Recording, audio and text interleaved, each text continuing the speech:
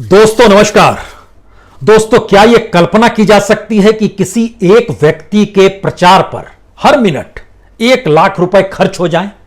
और वह व्यक्ति 1,00,000 रुपए अपनी जेब से नहीं निकाल रहा हो बल्कि इस देश के टैक्स पेयर का वो पैसा हो,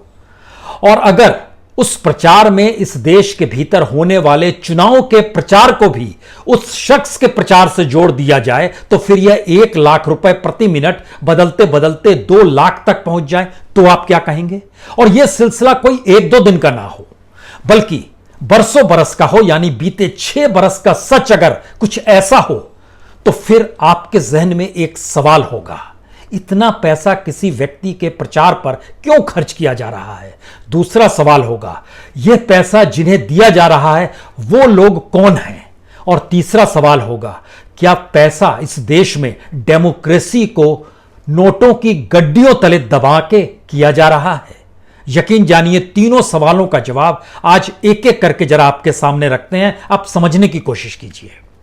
क्योंकि इस देश के भीतर में न्यायपालिका हो, कार्यपालिका हो या विधायिका हो, उनको चलाने के लिए जो पैसा चाहिए, चाहे इस देश के चीफ जस्टिस हो, चाहे प्राइम मिनिस्टर ऑफ इंडिया हो, चाहे इस देश के आईएएस आईएफएस तमाम अधिकारी हो, इनको जो वेतन मिलता है, जो पूरा सिस्टम चलता है, यहां तक कि जो पार्लियामेंट भी चलती है जिस पर प्रति मिनट तकरीबन 2,60,000 रुपए खर्च होते हैं, वो पूरा पैसा टैक्स पेयर का पैसा होता है।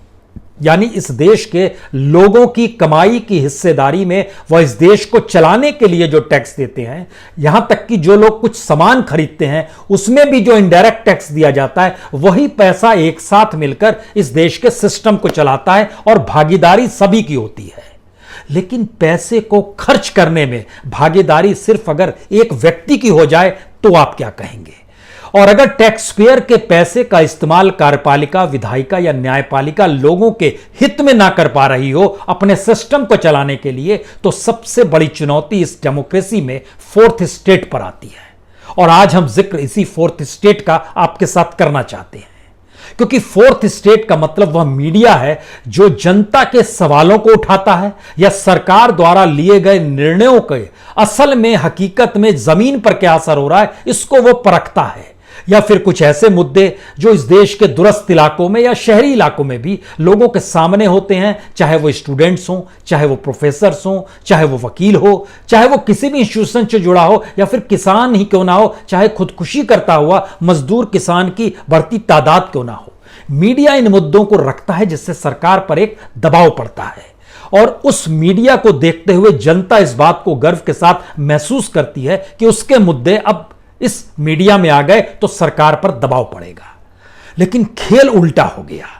खेल यह हो गया कि बीते 6 बरस में सरकार ने सत्ता में आते ही पहला काम यह किया कि हमारे लिए काम करना शुरू करो, सिर्फ हम ही को दिखाओ, हमारी नीतियां ही बताओ, हमारे द्वारा किए गए ऐलान को ही आखिरी सच मान लो, जमीन पर जाकर रिपोर्टिंग करने की जरूरत नहीं है, लोगों से संवाद बनाने की जरूरत नहीं है, उन लोगों के सवाल कोई सामाजिक संगठन, कोई एनजीओ, यहां तक कि अपोजिशन पार्टी भी उठाती है, उसको दिखाने की जरूरत नहीं है, क्योंकि दिखाओगे तो यह जो पैसे और नोटों की गड्डियों की आवाजाही है विज्ञापन के तौर पर वह खत्म कर दी जाएगी।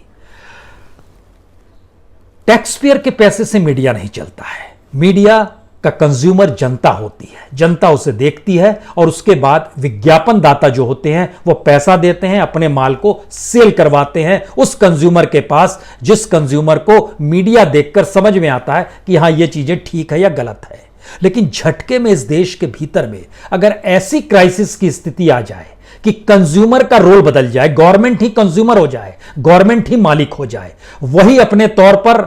इस रूप में मीडिया को चलाने भी लगे और मीडिया को पैसा भी देने लगे, तो आप क्या करेंगे?